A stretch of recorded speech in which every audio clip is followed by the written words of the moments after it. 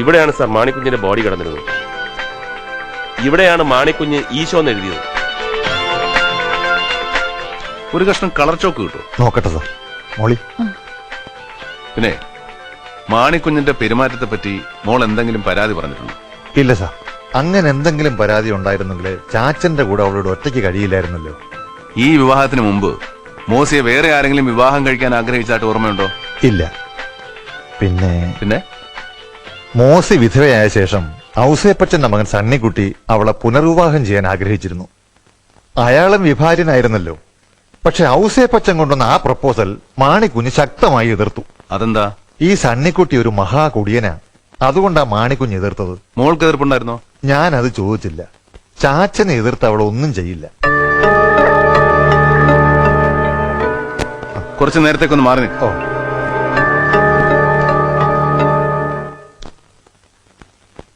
അന്ന് ചുവരിൽ എഴുതിയിരുന്നത് പോലെ ഈശോ എന്നൊന്ന് എഴുതിക്കേ.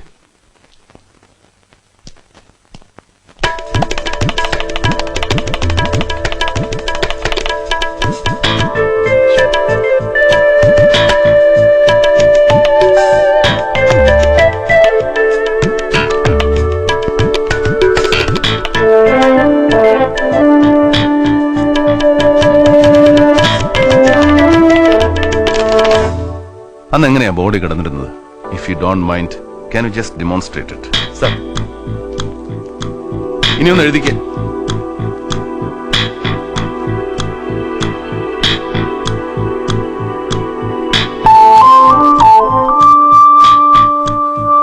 ഇനി അങ്ങനെ മലർന്നു കിടന്നു എഴുതിക്കേ.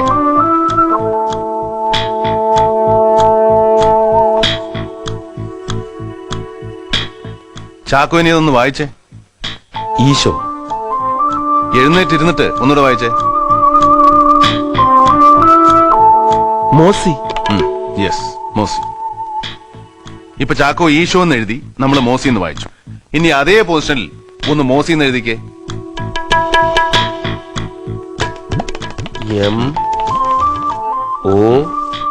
MOSI. മോസി.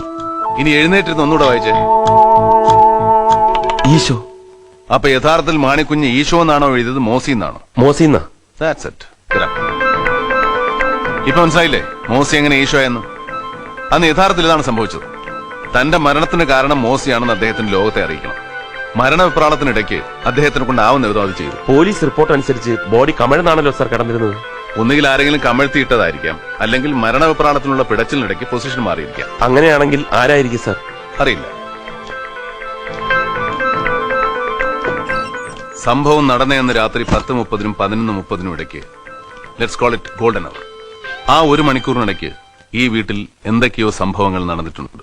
അത് കൃത്യമായി പറയാൻ കഴിയുന്ന രണ്ടുപേരെന്ന് ജീവിച്ചിരിപ്പില്ല, മാണിക്കുഞ്ഞും മരുമകളും. പിന്നെ പറയാൻ കഴിയുന്ന ഒരാളുള്ളത് ആ ഒരു മണിക്കൂറിനിടയ്ക്ക് ഇവിടെ വന്നുപോയ അലക്സാണ്. നമ്മൾ വീണ്ടും അലക്സിനെ കാണുന്നു. സാർ,